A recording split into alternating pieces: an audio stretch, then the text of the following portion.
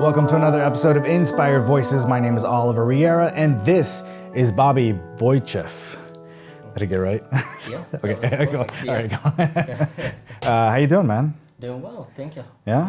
Appreciate you being here. Yeah, thanks for having me. Yeah, It's a absolutely. pleasure. Yeah. Why don't you tell everybody what you do? Yeah, absolutely. So currently I'm a personal trainer at Lifetime Care. So I work with clients, just helping them in all different aspects of health and fitness, like helping them with whatever goals they have and whatever assistance they need. It could be with nutrition, it could be with a well-rounded strength training and conditioning program, and yeah, just work. I have a couple of group classes as well. I teach fight conditioning and also alpha conditioning, which is a lot of free weights and body weight exercises as well. Nice. Yeah. Yeah. I brought you in because you have a vast knowledge of the fitness industry, and I'm highly impressed by the techniques that you use too. Thank you. I Yeah. appreciate that. Yeah. Because you're constantly learning new things, I'm right? trying to. It's a passion, and I feel like it's really like a hobby. No matter how tired I'm in the end of the day, even like after a really busy day, I really just enjoy it. I go home, I just like studying for a couple of hours, and just something that inspires me Yeah. just to get better and provide people with better service. Nice. That's cool, man. Where are you from? Originally from Bulgaria. Bulgaria? Yeah. Cool. How was it growing up in Bulgaria? Was it all your life, right? Yeah, Yeah. so me and my wife, we moved in US 2017. So yeah, I grew up in a town called Shumen. It's closer to the east part of Bulgaria and very close to the sea, probably like 50 miles away from the sea. Right next to pretty much the whole Bulgaria. It has a lot of mountains. So Yeah. right our next to our town, we have a mountains. So hiking is pretty popular. Nice. You go to the beach a it's- lot too? Yeah, to the Yeah. beach. Yeah, because we're so close. Pretty much in the summer we're gonna travel with my family, also with friends, and Yeah. spend the weekends. That's there. awesome. Yeah. Great. Dude. So you were outside a lot then? Yeah, As a kid. yeah, pretty Yeah. much. Yeah. Did you get into a lot of trouble being outside? Sometimes, yeah, like every other kid. Yeah. Yeah. Okay. Because I know you got into kickboxing, Yeah. right? And so was that as a kid too? So I got involved in kickboxing when I was 14. Oh, okay, gotcha. Yeah. What made you start? So I had a couple of different, like when I was growing up, I had like a couple of different parts of my life.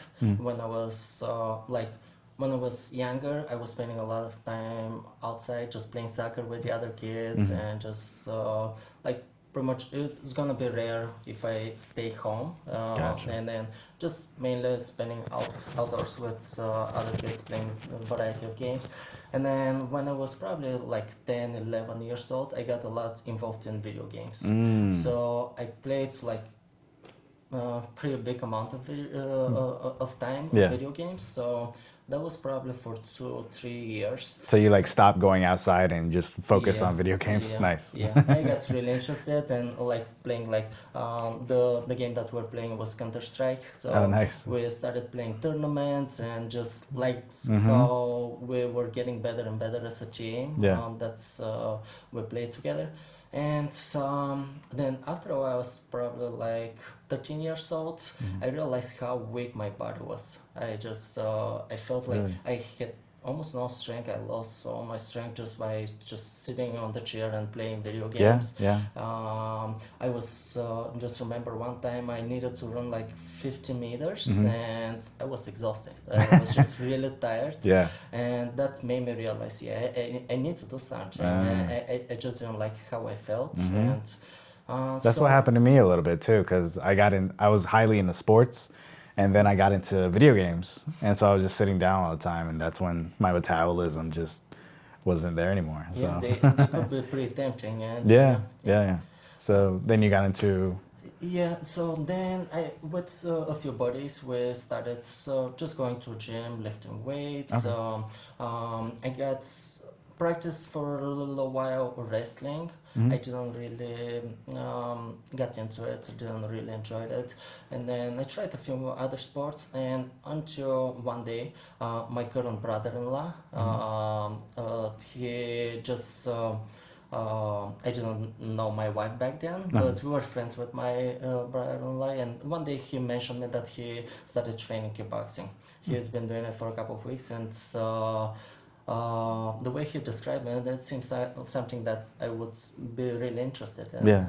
So a few weeks later, I went tried the class, and I just fell in love in the sport. I just was really impressed by other people's skills, the way they were moving, and I was really like every aspect of it. And Yeah. So what about kickboxing? Like, cause you got kickboxing, and you said you tried wrestling a little bit, right? Yeah. So like, what was it about wrestling that you weren't enjoying? I didn't enjoy it because it was smaller group. So the coach was really good. He used to have like really good results with his athletes, but I think I don't know, maybe at that point when I was training, he wasn't really paying attention, so I didn't feel like I was learning something. Gotcha. So probably that was the reason why I stopped, and so I did it like for maybe it was a very short period of time, maybe a month or two. Okay, gotcha. And yeah. Yeah, and so what about kickboxing did you like? Kickboxing, I like just I wanted to develop more speed, more power. I liked the aspect of learning new skills and how I was getting better at it, and I always was just looking forward to like how I can progress and how I can improve those skills. So that was something that I think really helped me to stay consistent with it. Yeah. Did you like the challenge of it? Yeah, And definitely. I don't know, because like, did you know how to fight before?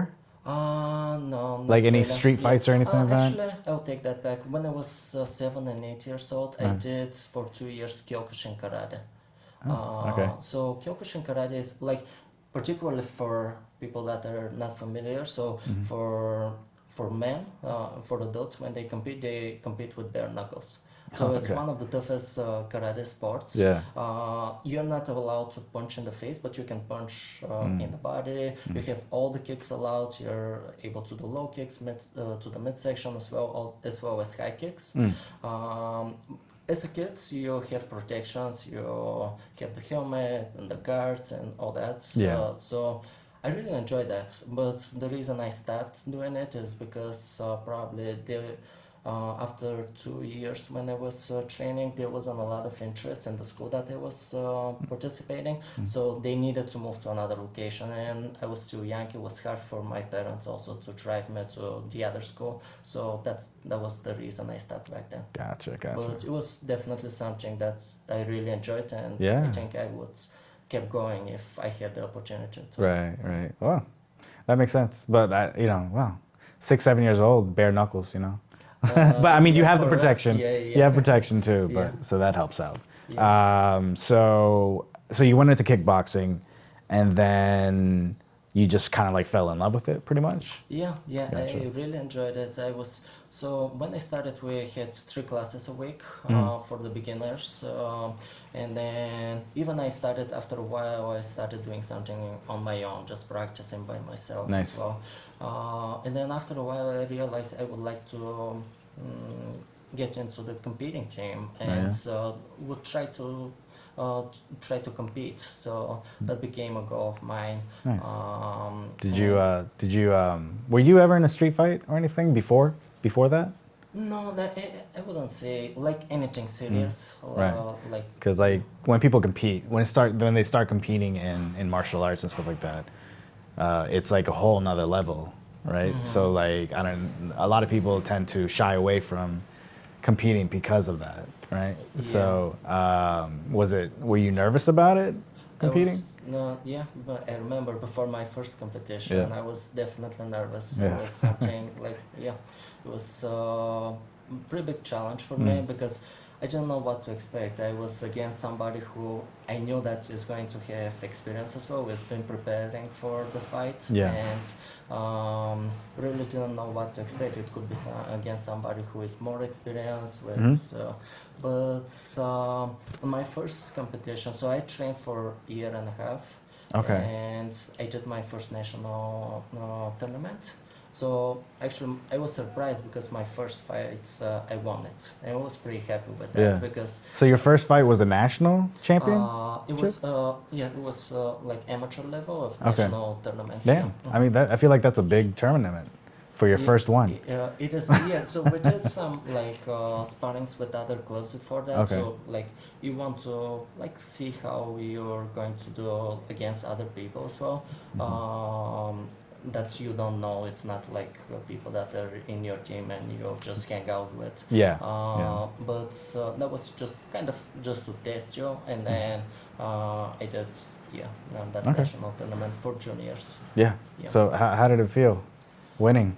It felt For the great. first I time. didn't expect it. I expected that I would lose pretty quickly. Yeah. But Did you yeah, think that you were going to lose while you were in the fight? I thought I wouldn't. Yeah, and definitely Gotcha. didn't know what to expect. Yeah. Was it like a the judges win or a knockout or technical knockout? Or do you remember? I don't know. It's yeah. Yeah, it was. Didn't have definitely the expectations that I Yeah. can win. I knew I wanted to try it. I just wanted to see how I would react in this kind of situation. Yeah. And just wanted to really challenge myself. I thought it was like really something that would just really push me beyond my capabilities. Yeah, and yeah. It seems like you did good. So, yeah. well, you won, so I mean, so what happened after that? Did you just keep training and keep fighting in competitions and stuff like that? Yeah, so I did that, and my goal was really to become a national champion. So that was Okay. my initial goal. I really wanted to achieve that. So I did 6 national tournaments. Normally we would have 4 national tournaments. So we're gonna have 2 in the spring and 2 in the fall as well. And so I did 6 national tournaments, and I was placing second on some of them, but I would never get the first place. Oh, yeah. And it was started getting frustrating for me because I really wanted it very bad to. Do you know why? Why I Why you wasn't got- getting first Yeah, place. yeah. Was it something you were doing, or? So in some of the competitions, definitely, yeah, I was facing more experienced fighters. Okay. And so yeah, the experience was taking part in. Yeah. And I just wanted to I was I was able to see my progress over the time, which was great. But I knew I was missing a little bit something that's just couldn't get to the first place. Yeah. It seemed like you have a lot of, well, martial arts does that, right? Have a lot of awareness in your body and what to see, what to look out for, and stuff like that. So, how did your parents take it? So Were they supportive about it? they were really supportive. Yeah. Initially, when I started, they really didn't want me to get involved because they thought if I'm parent, I would think the same. It's something dangerous for the kids, and I would prefer if my kids someday train other sports. But when they came to the first competition, and I think when they saw there's judges, there's rules that you follow, you have a doctor as well who responds very quickly, and everything is in order during the competition. Yeah. So they were really supportive during all my tournaments. Even my father was coming to every single tournament ever since I started competing. He was like part of the team. He was the guy that was recording the videos for the entire team. Oh, nice. Yeah. Nice. Did he scream out and Yeah, so- left hook? yeah. That's funny.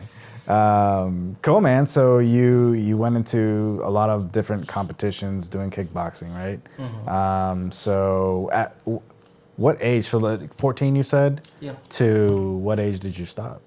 So I started at 21. 21. Yeah. Okay, that's a good amount of age.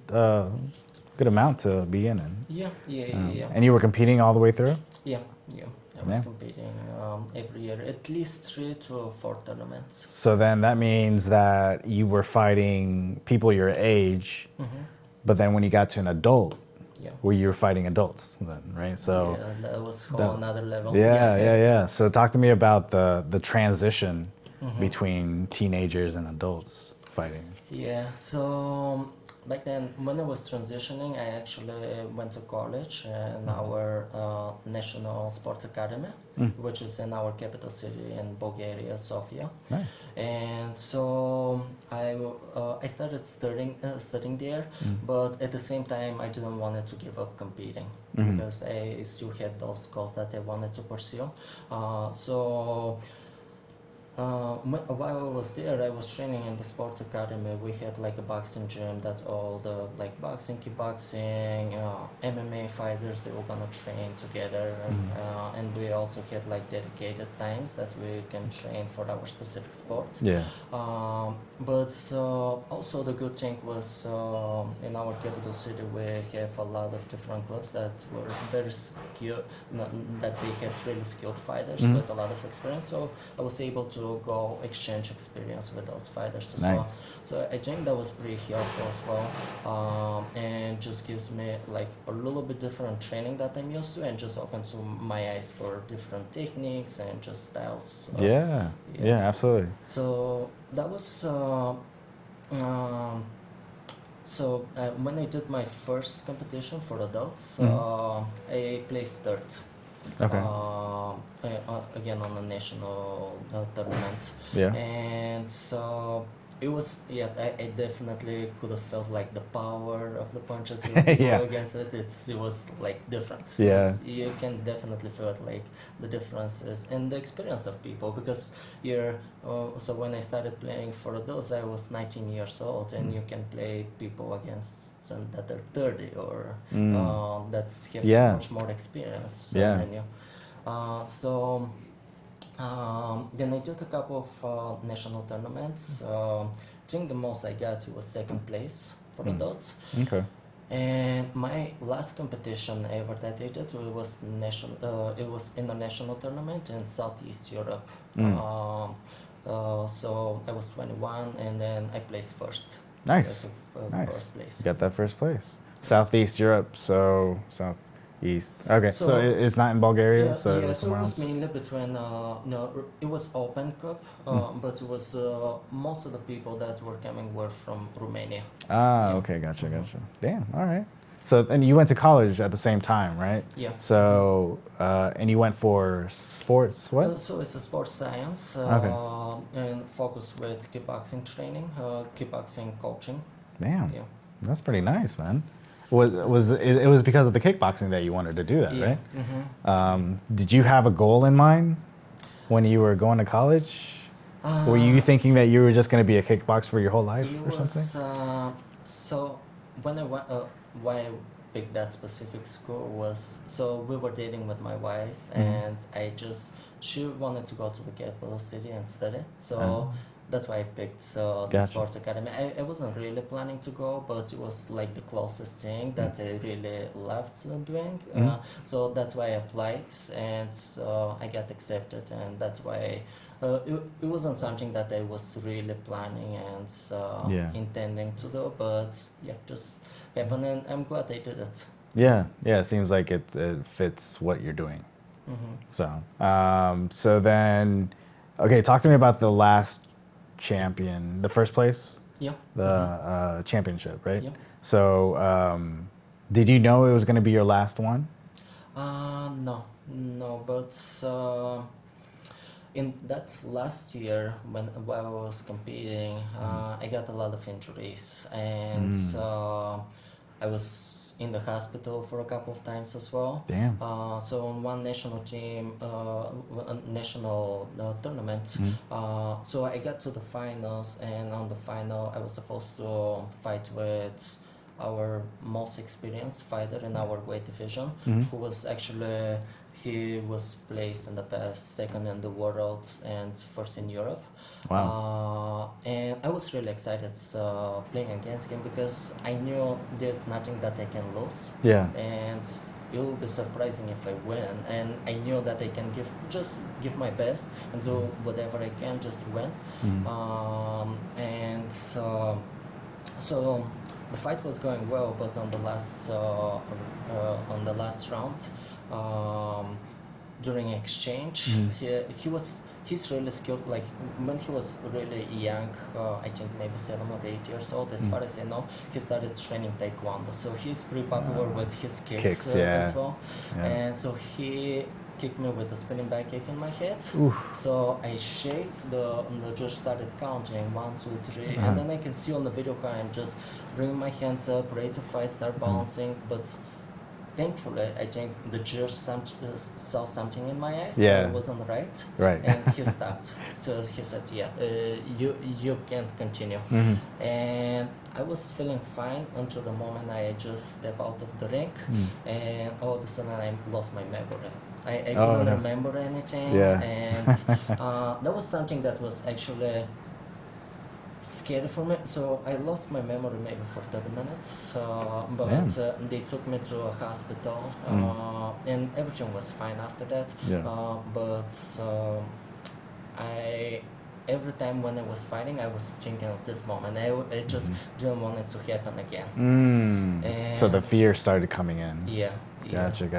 And so that was one thing. Another thing, all those tournaments, I was cutting a lot of weight just to get into my weight class, and I messed up a lot of my stomach as well, and I was having some like digestion problems. And after I won that international tournament, even I didn't feel like made me really excited, and I didn't see that was really bringing me anything meaningful and valuable to my life, and that it's just to continue to pursue it. Because I feel like in life we can really pursue a lot of things, but they don't really bring a lot of value to the things that you really that you care about and love. And I didn't feel like I was really happy after that, and then I decided to take a break, and at that moment I started coaching in one club, and I just decided I'm gonna continue just focusing on the coaching parts, and focus on my guys that were training with me. So and then I just left coaching people, and then just never went back into Well, how much weight did you have to gain? Did you have to gain weight or lose weight for your class? Lose weight. You had to lose weight. So there were some competitions. Most of the time I was losing like 15 to 20 pounds. And it was really, that was the worst part. And that's tough. When I started coaching...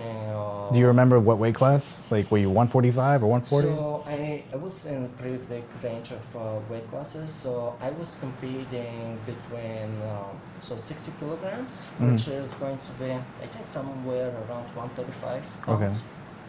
Probably like that, 135, 140 pounds.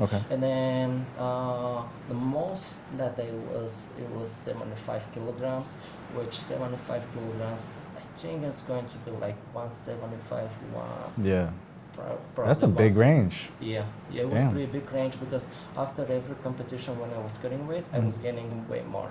So I was gaining additional 2 or 3 kilograms, and it was making it harder and harder for me to maintain that.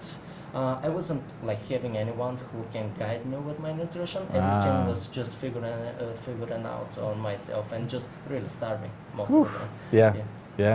Damn, that sucks. So your metabolism was messed up then, right? And so I think that's the hardest part about fighting and losing that much weight, is your metabolism gets out of whack. You lose a lot of muscle mass as well when you lose it, especially that quickly. It wasn't something. Later on, when I started coaching, I never wanted any of my competitors to lose weight more than 3 or 4 pounds. Because yeah, no, 3 or 4 pounds is something like easy. But the thing, another reason is because you starts focusing so much on the weight cuts versus how to prepare and perform better and build better skills, how to improve your speed, power, or your technique. Yeah. And it's just you switch your focus. So I really think that wasn't a good idea that they did that on me. Yeah. That's why I just never, like any of my people that competed for me, I never wanted to focus on that part. Just Did you learn anything about nutrition in sports science? yeah. So College we you went to? were studying like basic nutrition. Okay, gotcha. Yeah, nothing too complicated, but yeah, we were just studying some basic nutrition, which actually helped me. We had biochemistry. I think we was in the third year, if I'm not mistaken. So yeah, probably in the third year started getting more into the nutrition. Gotcha. And, yeah. Yeah. I was wondering about that because it's sports science.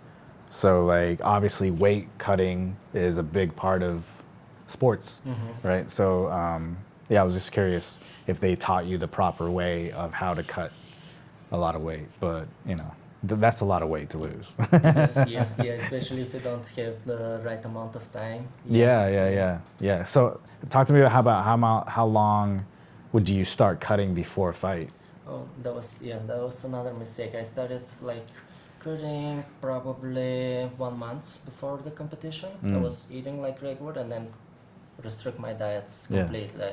And then most of the time I would cut if I have like, let's say, 15 pounds. I would cut it within 2 weeks, really starving myself. And then what sometimes it was happening, I would, for those 2 weeks that I needed to maintain it, I was reducing even more weight. And Damn. so it wasn't the best experience. Right. But I was with the mentality back then that if I give my best in every single aspect, I would perform better and I would do better. And which now I don't think it's the truth. You want to focus on the things that really help you to get better, but not to get to the extremes in those parts of Yeah. So it's Yeah, I think a lot of people, especially when they work out, right?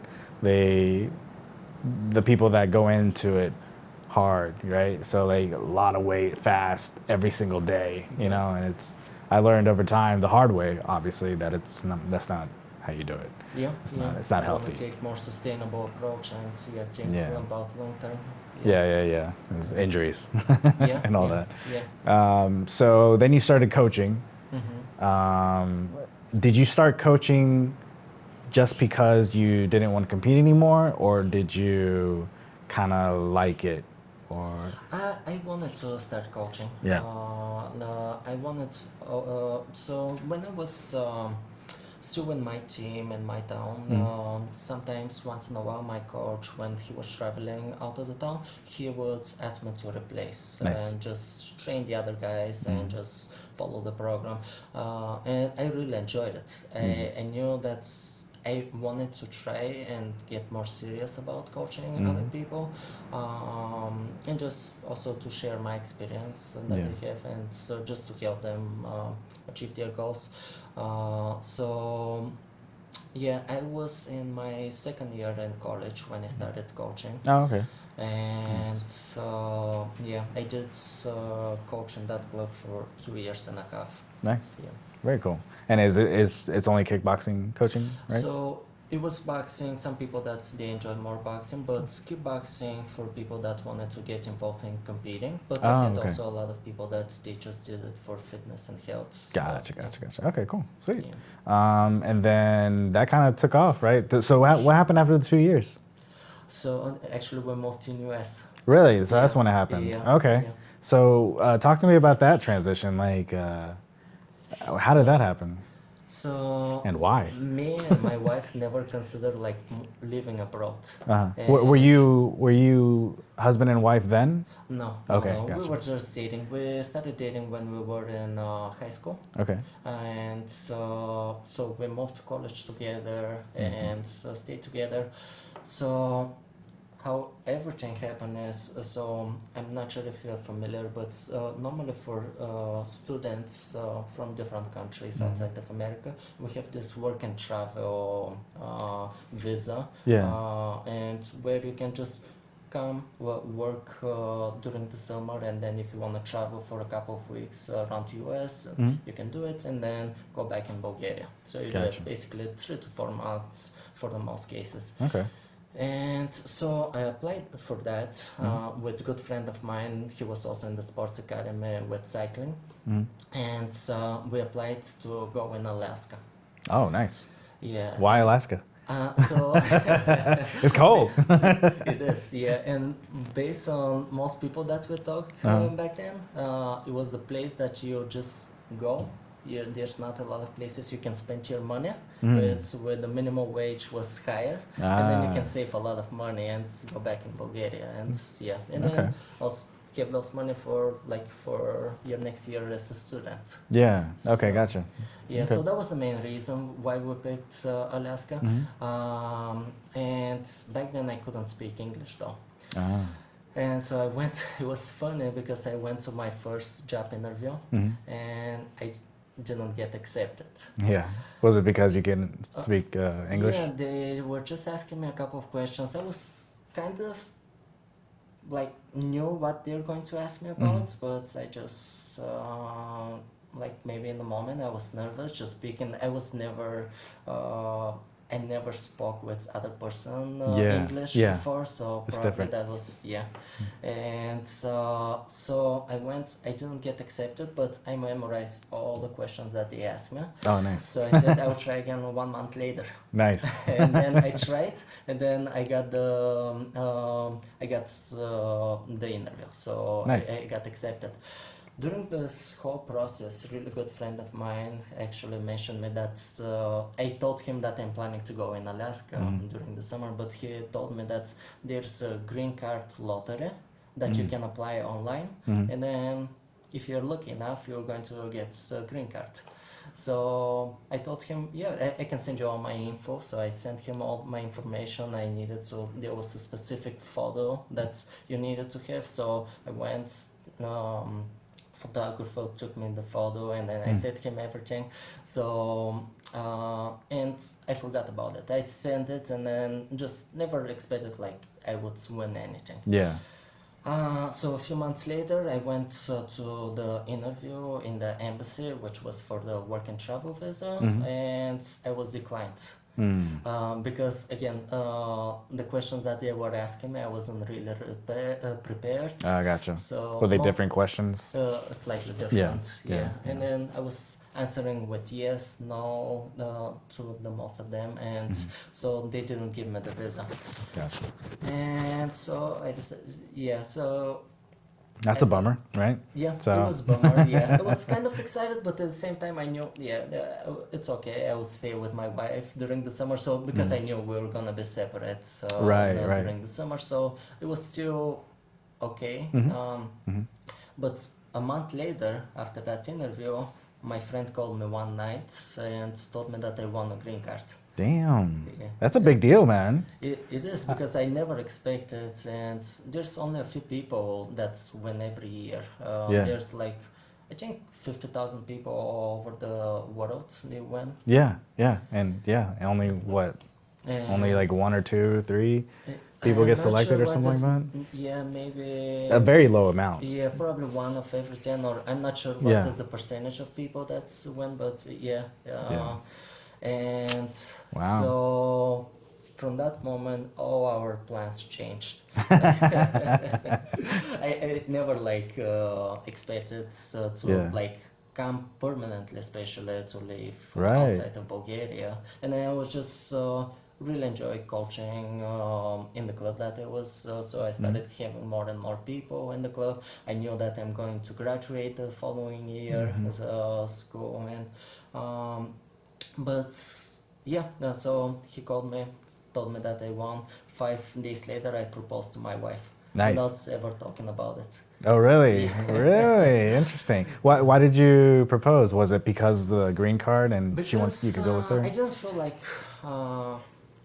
didn't feel like I would just leave my relationship and Mm, just come in US just on my own. right. And I just wanted for her to give her the opportunity as well. And at the same time, I knew like we might like it, we might not, but at least we can try and just come and see how we like it. And if we don't, yeah, we can go always back. And Yeah.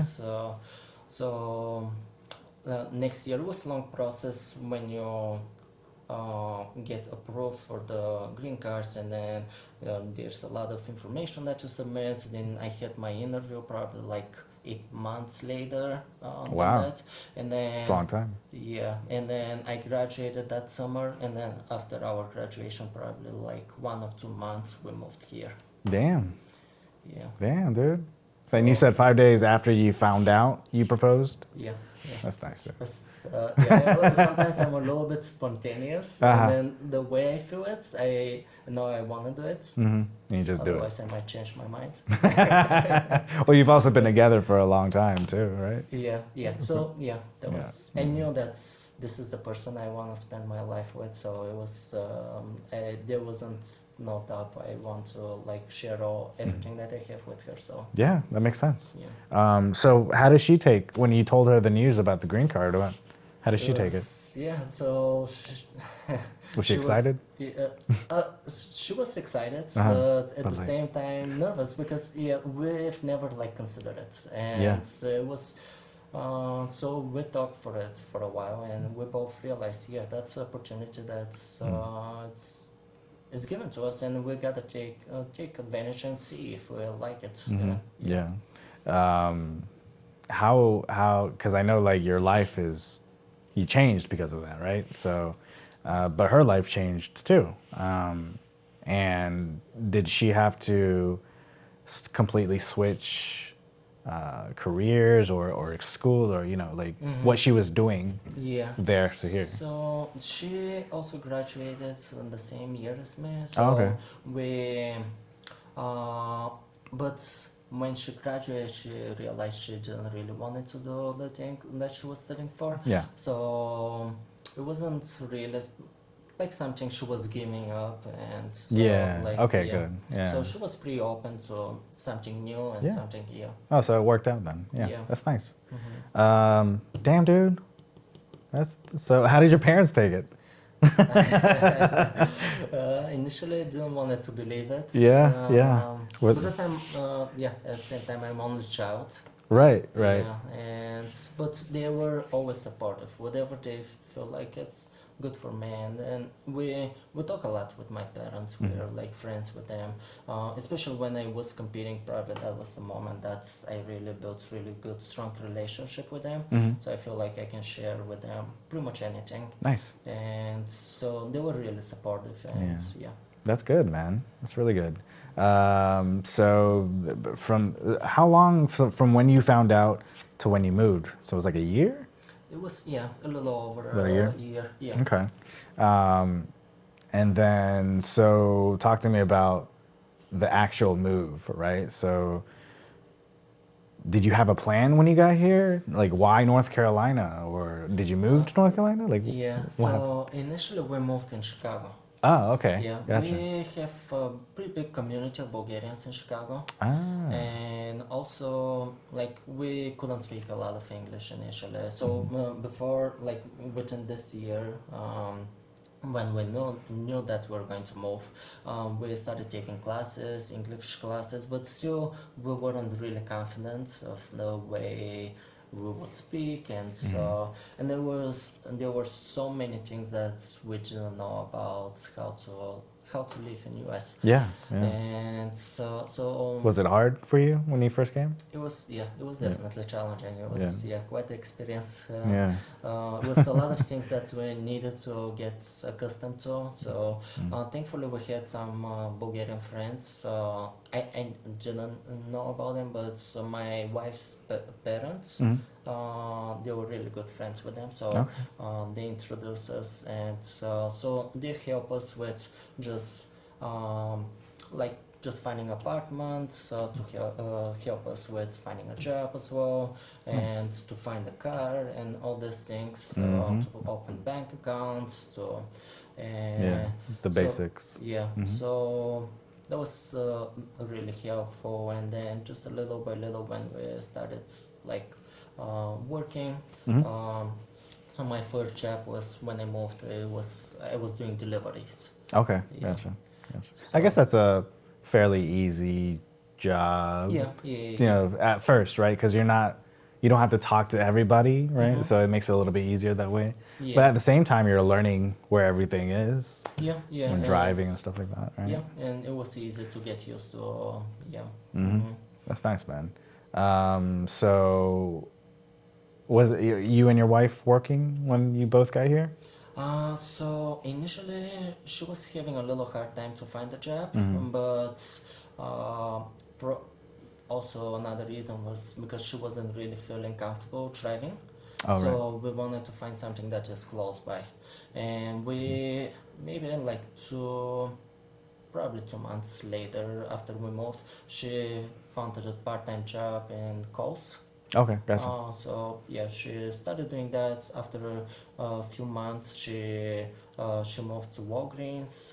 Did work in Walgreens like beauty consultant Mm, on the makeups and just doing makeups for the nice, other ladies. And yeah, nice, very so cool, man. mhm. Um, so wow, you're in the United States, and you moved to Chicago specifically because there was other Bulgarians Yeah, there, right? yeah. Okay.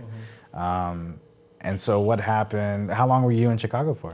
For 4 years. 4 years? Yeah, Okay. and moved here in North Carolina 2021. Yeah. Why North Carolina? So every single winter Mm-hmm.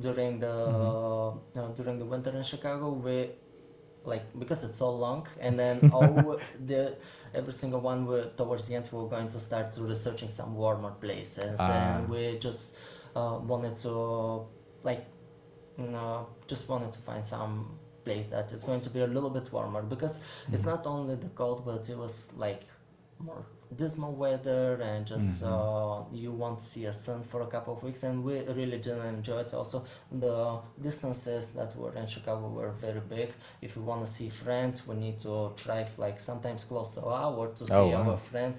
So Damn. we, at the same time, we weren't very social, and Mm-hmm. so that's why we wanted to find some place that is with a little better weather, and Yeah. just something that doesn't have that much traffic, and at the same time it's good for family. So we don't want it to move to some place that we just have fun for let's say a year or two, and then thinking about moving to another place. So we just wanted to find some place that we just consider spending like A in the long near time. future there, yeah, in the Yeah. long term, yeah. Yeah. Yeah. Yeah. So, did you look at other places before North Carolina, or? Yeah, so we were looking in a couple of different places. Our last three top places were Raleigh, Charlotte, and Alexandria in Virginia. So that were based on the research and the things that we liked. So Yeah. those were the top three places, and Okay. also we wanted to. Why it narrowed it down to those three places, because also we wanted to find a school that has programs for my wife, Oh, okay. because she decided she wanted to go back to school, and that was another thing that we just took in Yeah. consideration. Yeah. That makes sense. I think you picked a good spot because, like, it's between the mountains on one side and then the beach on the other side. You know, It so was it's a good like decision. right in Yeah, the yeah. middle. We didn't expect we were going to like the place so much, but it Hmm. was, yeah, it It was a really good is. decision. It really is a good medium, Mm-hmm. right? So it's not like New York or Florida. It's extreme, right? Yeah. Cold and hot. Mm-hmm. It's like right in the middle. Yeah. So yeah, that's a good choice for you, Yeah. man. So you guys moved again to North Carolina. Mm-hmm. Was that an easier move to do than Bulgaria to the United States? Yeah, yeah, definitely. Yeah, compared to that, yeah, Yeah, yeah. yeah, of course. No doubt. Yeah. But did you guys already like how was that process for you? Like, did you come down here? You got a place first, and then you actually moved? Yeah. So the nice thing was we were while we were in Chicago, we were able to find an apartment we applied for, and also I was able to find a job. So I had my interviews for Lifetime online before we moved. So I knew when I moved here, I'm going to start in a couple of days. Yeah. So that wasn't an issue. That's great. Yeah, my wife took her a couple of months to find a job, but yeah, then she started working as a vision therapist, and A vision therapist. yeah. What was that? So that was something that she never expected that she's going to work. Yeah. But initially, she for one optometry clinic she applied for front desk.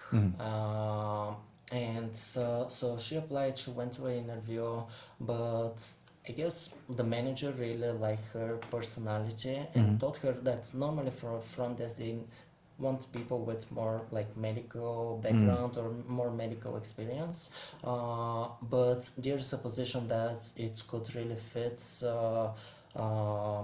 her interests, and also with her previous degree in sociology, so for vision therapy, and so asked her if she wanted to go like one day and just do shadowing, and see how she likes it, and she really enjoyed it. So Wow. yeah, she started doing that, and yeah. Nice. That's really cool, man. It seems like everything kind of just worked out for both of you. Yeah, it was in a good way. Yeah. Like it was meant to be, Yeah, kind of yeah. thing. So then you started here, and then you just started training at Lifetime, right? Yeah. So I mean, obviously you were already here for 4 years, so the English wasn't as hard as it was when you first moved. And then how was it with Lifetime as far as because you started training in classes did you bring the martial arts into Lifetime? Yeah, actually I'll take this back. So there's some instructors that they coach like group classes, like contact classes, but I was the only personal trainer who had a background in boxing, kickboxing, and any martial arts Gotcha. experience. Did you bring in your trophies? Not that, but Oh, okay. That's great, man. And then you're still studying, you're still practicing. I really like the fact that you study muscles, you study the very scientific things about the body.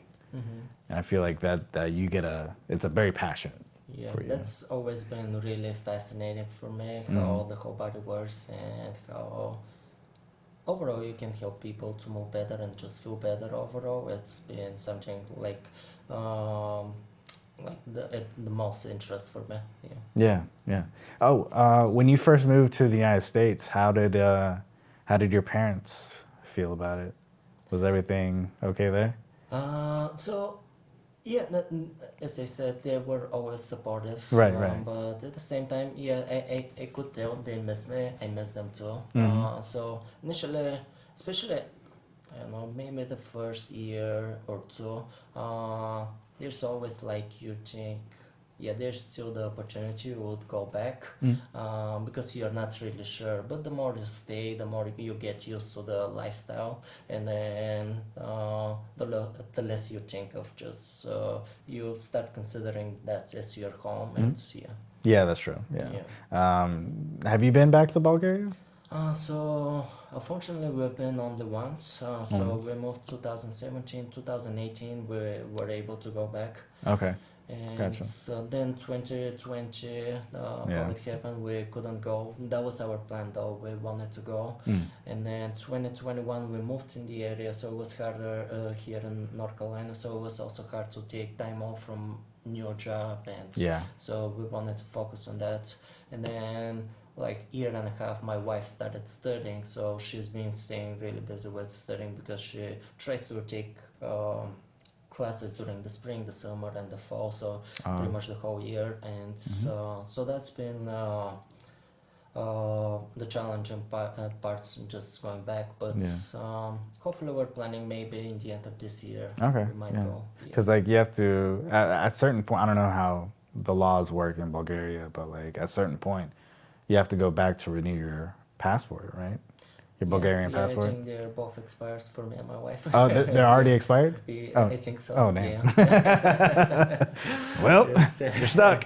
Yeah, so that's another thing we gotta figure out how to. Yeah, I'm sure you figured it out. Well, I appreciate you coming by, really man. Appreciate it. Yeah, thank you. Absolutely. Psych, we're actually back with Bobby. I wanted to bring you back on for like 10, 15 more minutes or something like that, because I wanted to kind of dive more deep into your knowledge of like the fitness and health and stuff like that. I feel like we just didn't get to that last session. So for the viewers, for the listeners out there, this is a different day that we're recording this, a little bit of section, but you know, just wanted to dive deep into it. So, because I know when it comes to like injuries and stuff like that, right? So I had like shoulder injuries and back injuries and stuff like that. What's kind of like, what's a good first step that you do when you work with clients when they have like injuries and stuff like that? Like, what's the first step to do? Yeah, absolutely. So first I should say I'm not a physical therapist. Right. But over the years, I really wanted to make sure people can work out freely and they don't have any limitations to working out. It's just always just by improving person's movement, just improving their stability in the joints, their mobility as well, as long as they move properly with a good technique and the exercises with a proper selection. I think just by just properly progressing over the time, it just always leads to less injuries, less pain and aches, and this is the approach that they normally take. So I just assessed a couple of joint assessments just to see how their ranges of motions are, and then I would just pick exercises that are going to help them improve their ranges of motion. If they have any stability issues, I will pick exercises that are going to be appropriate for that client, just improving their stability and just building more control in the joints. And and then I would pick just the right exercises that are going to be less demanding on the injured area and just gradually progress from this baseline. Because I know like when you were like kind of assessing my joints and then we did exercises to improve those sections, like I was like, I feel like a whole new person after that. It's just the thing I like for those exercises, I think you're talking about the breathing exercises where it is. So I was going to bring that up too. Yeah. They make like immediate change in your body. Dude. You should feel the change right away. If it's the right exercise, it needs to make the change right away, and you should feel it. You should feel like more ranges of motion right away, and you should just feel better after those exercises. Yeah. I was highly impressed, like, because I've never done like most of the breathing exercises that you taught me to do, and it's like magic. It is. Yeah, and for me, also, especially when I used to compete, I've never paid attention that much on like good posture and just how to like correct my movement as well, and just spending so many years and just bad posture and just not taking a really well-rounded approach around my training. My ranges of motions were really limited. I was starting having some pain and aches, and so that was definitely something that really helped me to like move better and just be pain-free. Yeah. Do you feel like what did you have a lot of like aches and pains because maybe improper warm-ups or not stretching and stuff like that? Yeah, I think combination. Yeah, probably not. Never assessing what actually my body needs, and just not be very specific with my warm-up. And another thing is probably it was when I used to compete, often I would just really push my body and often I would overtrain as well, so that probably contributed to most of the pains and aches I had over the years. So yeah. Yeah. So I'm curious, like, because you work with a lot of clients, right? So like you see a lot of different things happening, right? What's like the most common mistake or something that people don't do? Yeah. So I think most common mistake is people need to learn how to stack properly. So by stacking, I mean, so their rib cage needs to be stacked over their pelvis. If let's say if my low back is arch, so if you imagine if you grab your pelvis and you can rotate it forward, imagine like it's a bowl of water. And then you rotate it forward, you spill the water all the way forward, then you can try to rotate it back, spill the water on the way back. And then you want to just rotate it a couple of times and then find neutral, where the water is going to be parallel. So that's a stacked position where your rib cage is right over your pelvis. And if we're not in a stacked position, that limits our rotation, our spine is not in a proper alignment. So when we perform also a strength exercise, we can create more pressure, particularly in our lumbar spine. Also breathing, when we breathe, we won't be able to expand the rib cage properly. That's also our diaphragm won't be able to descend down and ascend how it's supposed to be. So it's stacking of the rib cage and the pelvis is probably number one. That's I would always just teach a client that's how to properly do that. And then we want to apply it to exercises like squats with the push-ups, rows, and about any exercise you want to be able to stack the rib cage over the pelvis. And Interesting. It seems like there's a lot of moving parts, right? Yeah, to the body and stuff like that. So that makes a lot of sense. That's why it's important, I think, like exercise selection. Why I said exercise selection is because we can pick something simple, just that is going to make the clients successful with the exercise. That doesn't require a lot of moving parts, a lot of moving joints. So the client understands what is the right position, and then once they feel that, it's going to be just something a little bit more challenging, and then slightly more challenging, and just progressing just gradually. Yeah. Do you feel like you get a lot of clients, or maybe you see a lot of clients that overdo it? Like when they're working out, maybe they do too many reps or too much weight or something like that? It's often it's more clients that are type A, and so they want to always go harder and get faster results. It's something normal to see. And then they get injured. That's normal. Yeah. Okay, so when people are researching online about how to do something or a technique or whatever it is, I guess, how do you know if it's a good technique or a bad technique? I think online, that's one of the overwhelming things is there's so much information.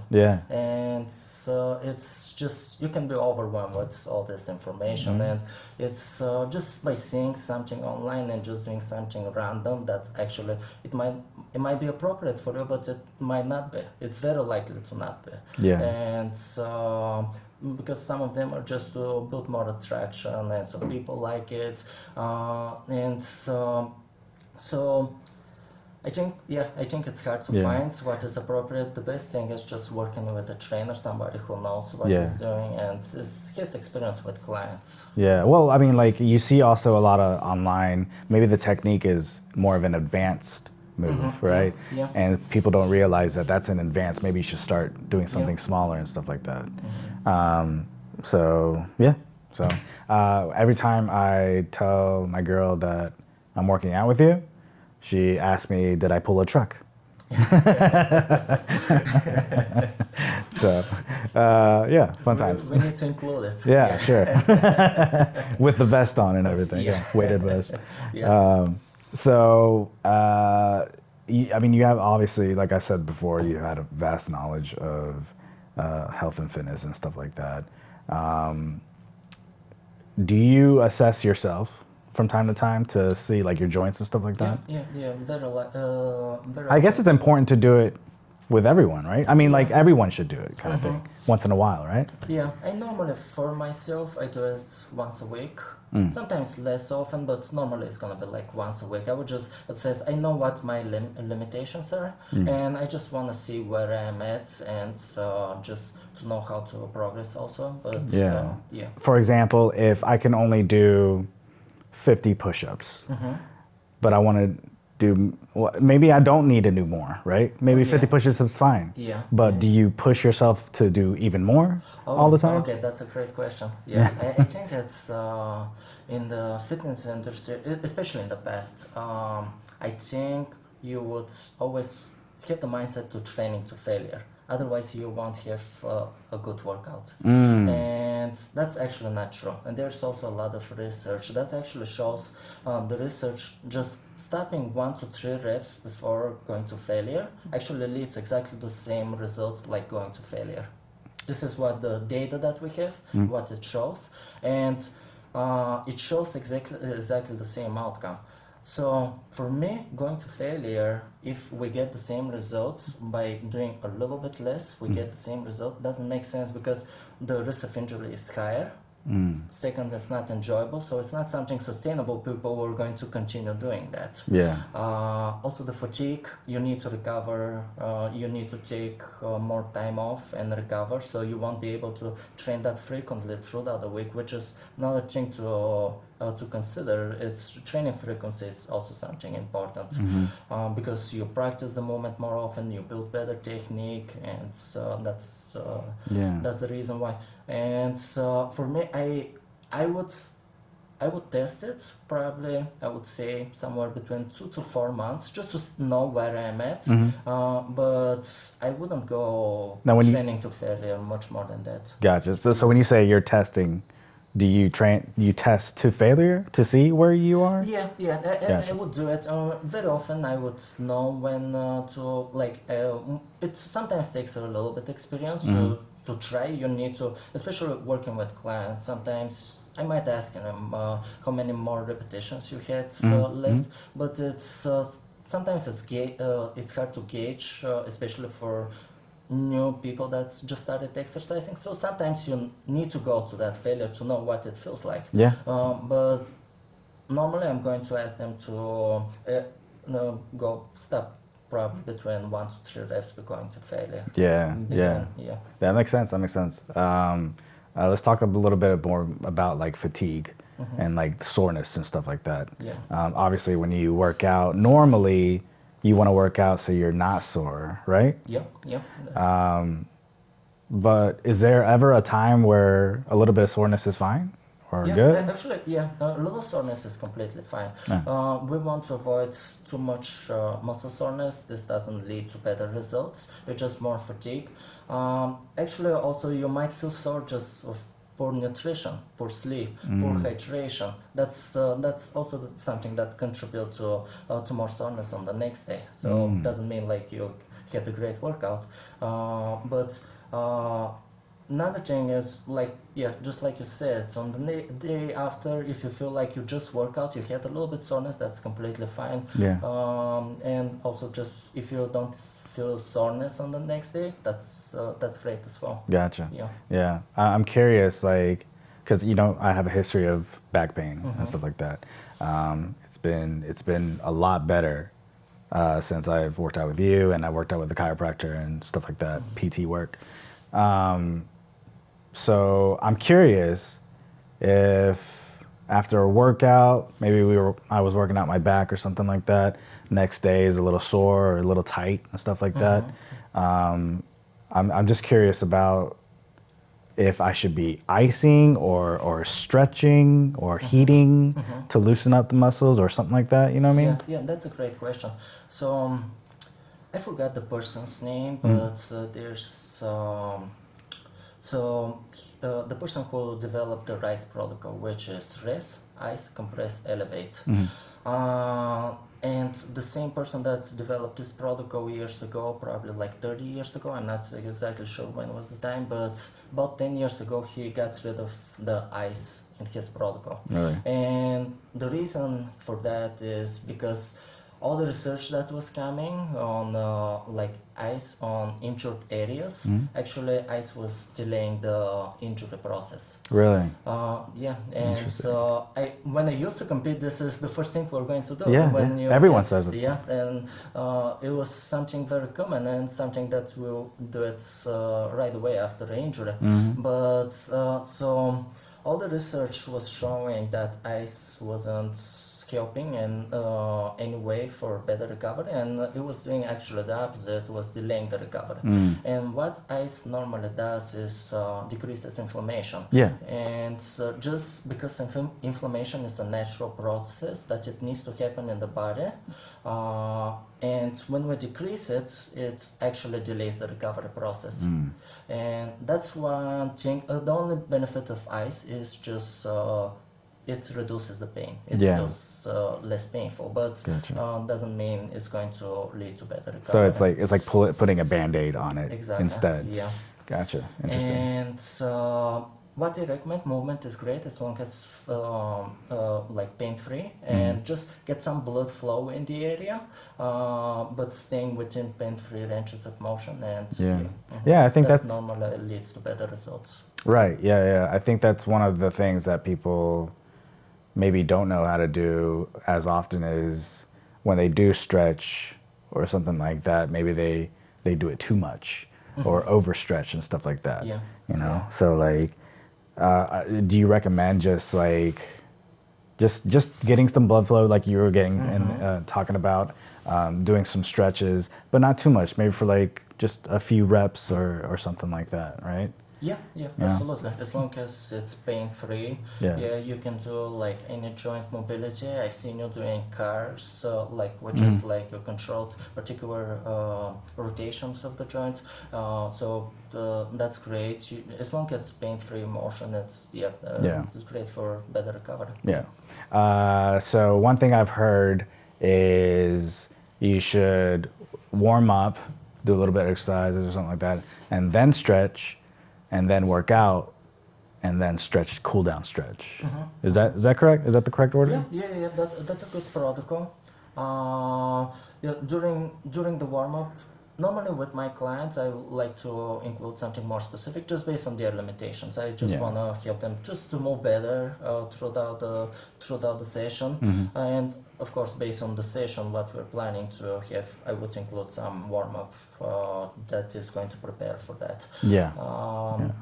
For cool down, you can do stretching, you can do foam rolling to enhance recovery. One of the best things is breathing is great after a workout, because normally during a workout we're in more sympathetic state, which is fight and flight. It helps you to stay more alert during the workouts, and then the faster you switch from sympathetic to parasympathetic, rest and digest, the better you recover. And just by breathing techniques, I think it's one of the ways that you can achieve that, just to switch to more parasympathetic state. You can do a couple of different protocols. You can do like something like a box breathing. You just inhale for 4, hold for 4, exhale for 4, and then hold for 4. Or you can just inhale for 4, exhale for 8 seconds, so double the exhalation. So something to calm you down, pretty much. Yeah. I gotcha. Okay, cool. One thing I'm always scared of is lifting heavy weights and having the muscle pop out of joint or what, I don't know what you call it. I forget what you call it, but like you tear a muscle or something, or something like that.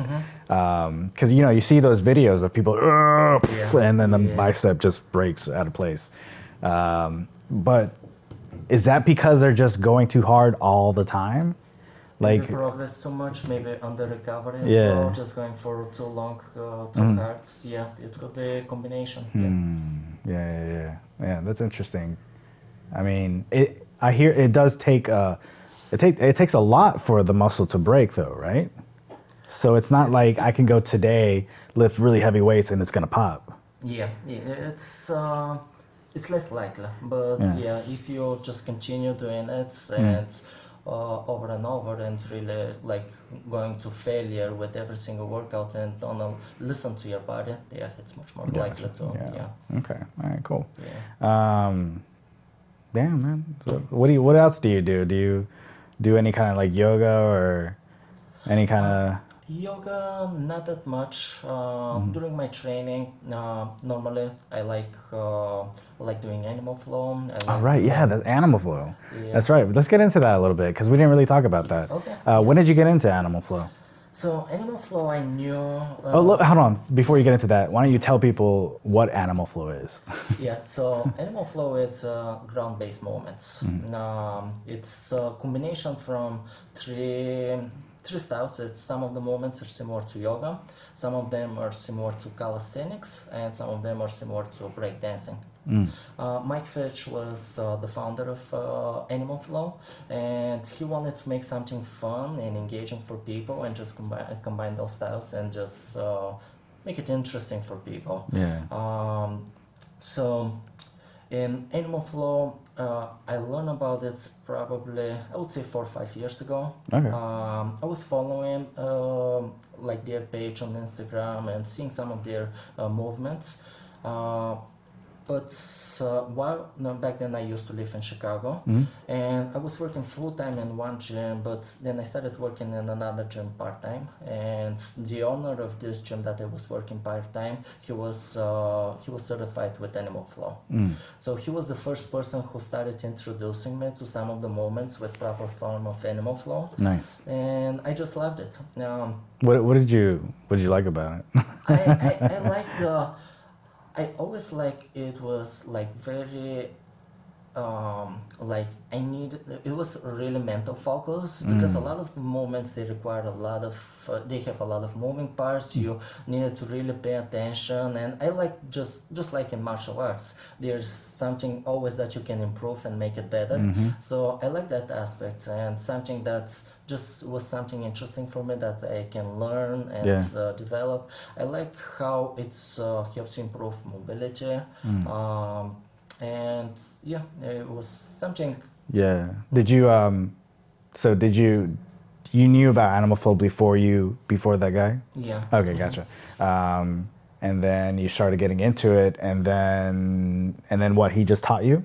Yeah, so I was practicing for a while, and then I decided to enroll for a certification. Nice. So I took my cert. It was 2021. Yeah, 2021 in the fall. I took my level 1 certification, and then ever since then, just I incorporated with some of my clients, just like yourself. Yeah. And yeah.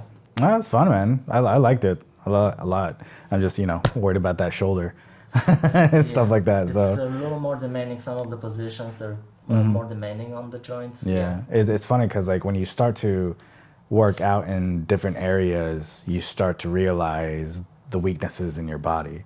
And I feel like that's what happened to me in Animal Flow. Yeah, and that's another thing I like is really challenges your body in different ways than the traditional training. And it does have a lot of rotational aspects. It challenges a lot of muscle groups as well. It's like Yeah. You know what I really liked about it is like it really works out your hands and wrist and like just your whole arm area kind of thing. Yeah, it's great wrist mobility, shoulder mobility as well. Yeah. I used to do this, just walking, just on my on my like hands a and stuff bear like crawl, that. Yeah, bear crawl, just for like 2 minutes or something like that. Yeah. And every day, and just like it's such a huge difference in my mobilities and my hands and stuff, wrists and stuff like that. So I feel like I don't know if we're meant to be doing that kind of thing and just walking on our hands for a little bit as humans. Yeah. So that's probably the best thing you could do, right, for your hands and wrist. Oh yeah, and definitely challenges muscle groups that you've never felt before, like if you've done on the traditional type of training. It's Yeah. So you're certified level 1? Level 1, yeah. And then how many levels is there? Do you know? They just developed their level 3. I think it was last year. Oh, So they have 3 levels. Gotcha. Yeah. You gonna go for the second one? I'm thinking, this definitely something interesting for me. The main thing is I always, when I take different certification, I always take like different certifications. As soon as I complete it, I have the next one that I would like to enroll.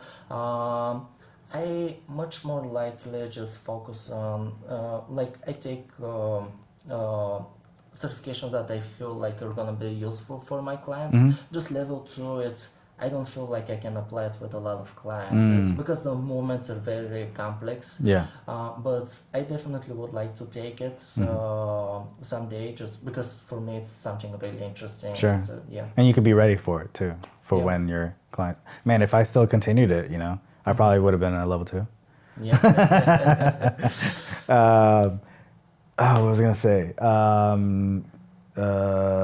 So you guys, how many certifications do you have? It's ever since I moved in US, I knew I wanted to become a coach. I wanted to work as a coach. Yeah.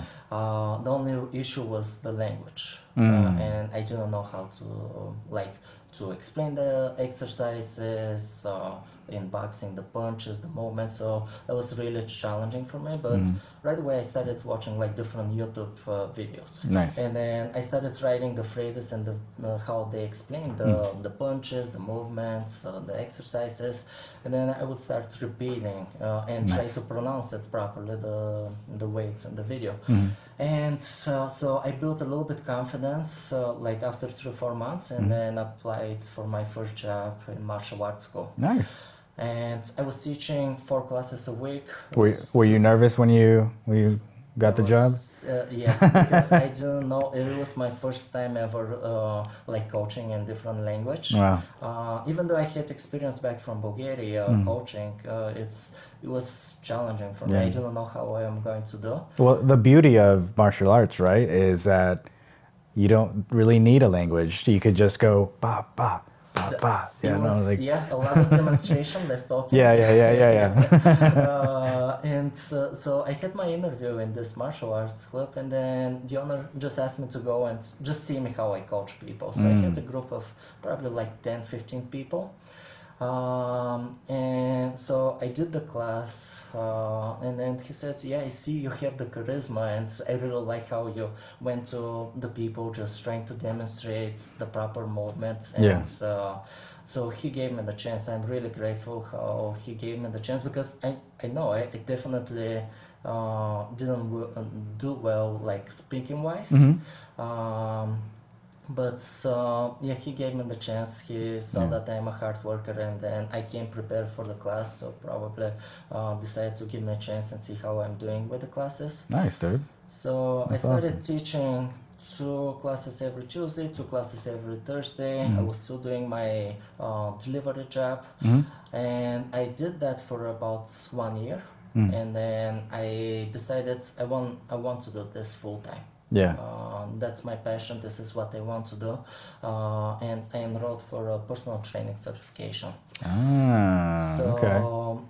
That's actually when I enrolled for the personal training certificate, I still wasn't feeling the classes they gave me, like definitely made me much more comfortable speaking and coaching people. Oh, sure, yeah. Like after probably 2-3 months, I already felt more confident and just was doing better job. But when I enrolled for the certification, I was pretty motivated until the point I got all 3 big books for the that I needed to read. Yeah. And once I opened the first one and I started reading, it literally took me almost 1 hour to read the first page. Wow. It took me to understand it. I was just taking notes of those unfamiliar words that I had, and translating it. And then trying to understand what the whole sentence means. And took me a really long time. And I was thinking about that's probably going to take me years to complete all the books. Yeah. But actually, the more I was doing it, and it was something interesting for me. That was the nice thing. It was interesting. I liked the things I was reading, and then it was getting faster and faster. So I completed my cert in 8 months. Damn. Okay.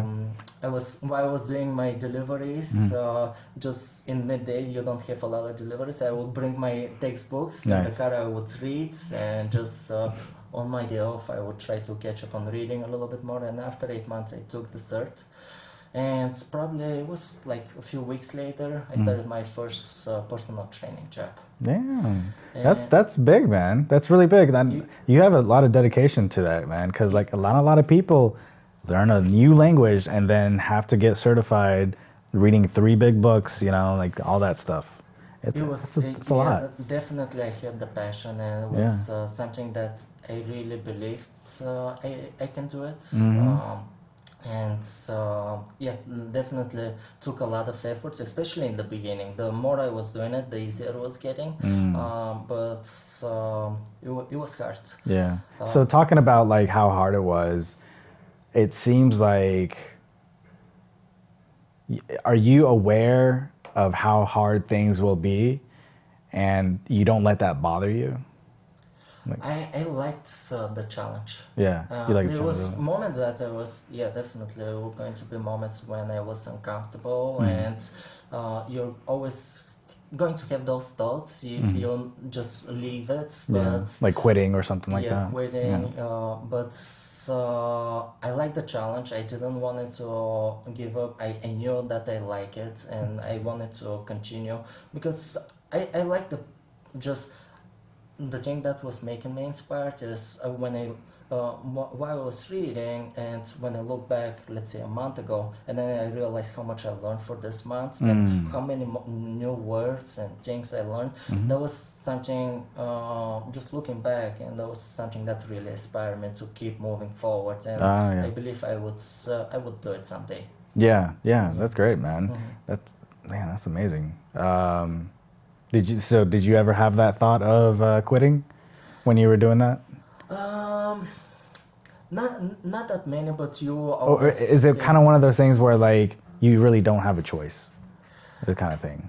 No, I think I had the choice. And Okay. if I wanted to do like different jobs, I always had the choice, but that was my true passion, and Gotcha.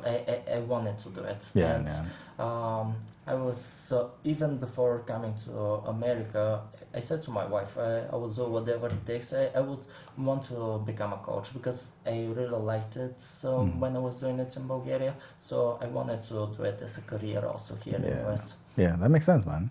So you got your first job as a personal trainer.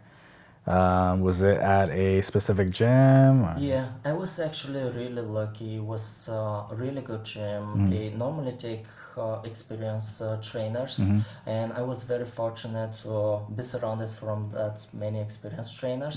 That's really helped me to see different styles of training, and You guys like talk together and kind of like discuss. exchanging experience.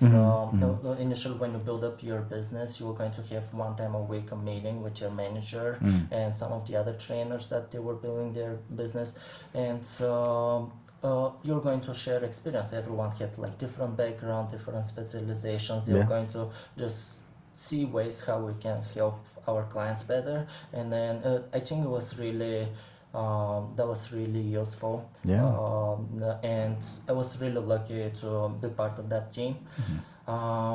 Probably one of the things also that really helped me, I was lucky as well, like my coaching career, is probably like 2 months after I started in this gym. From that gym, they send us an email for like different workshops that they're going to have in Chicago area. And one of the workshops, it's called Perform Better, but a lot of different speakers all around US, they come and just perform this seminar, and they're specialized in all different fields. Gotcha. Some of them are more performance enhancement, some more corrective exercise, some more for weight loss, nutrition, and you meet all those people that are top in the industry. So that's really opened my eyes and to know which coaches to follow. And so I also bought their books, and then for some of them I took their certifications as well. Nice. And so that was really something that's really inspired me, opened my eyes for a lot of new ways how I can work with my clients better. I could see the passion, man. I see the passion. Well, I've never worked with a personal trainer before. You're my first one. Like before, I would say I would never work with a personal trainer because I always saw personal trainers working with clients, but they were just like, you know what I mean? Yeah. So like, I never was like, what? They don't care, right? Yeah, yeah. If you see somebody that doesn't care, Right. Yeah. Yeah. So, but when I saw you, I was like, man, this guy's has some passion into him, you know? Thank you. So I'm glad you came up to me and worked the pads at one time. And that's Yeah. kind of what set off the relationship. Thank you. Thank you. It's my pleasure. Yeah. And I see you guys, I see the personal trainers at the gym too, getting together and kind of just like, you know, working and practicing. We have a great team. I'm really fortunate. Our team is great, very supportive, and again, all different backgrounds with our coaches, so we also can share experiences and things that we learned as well. So, Are you guys pretty open with each other as far as like, oh, I learned something new? Yeah. You want to learn something, and all that stuff. Gotcha. Yeah, that's cool, man. So when you are a personal trainer for the first time, from then on, it was just, were you still doing the coaching, martial arts? No. I you- stopped actually because in this martial art gym, it was the commute from my home. It was pretty long, Gotcha. and when I enrolled for the personal training certification, I was trying to still keep that job, but after a few months I realized it was taking too much time, and I wanted to complete the cert as soon as I can and to really become like full-time trainer. Yeah, you were thinking about the long term So, yeah. instead of the short term. Yeah, Yeah. that's good. So, Do you find yourself always thinking long term when you're deciding something? I try to. I try to think things to the things that I'm doing. Also, probably for the last year, whatever I'm doing, I try to see if really the things that I pursue, what kind of value bring to myself and for my beliefs as well, and And your wife, I and to guess. focus on those things as well. Yeah. That's great, dude. I love the passion. I appreciate you coming by again. Thank you. Thank you. It was fun. Yeah, I feel like a lot of people should pick your brain. So you got a lot of knowledge. Thank So you. thanks, It's man. been a pleasure. Absolutely.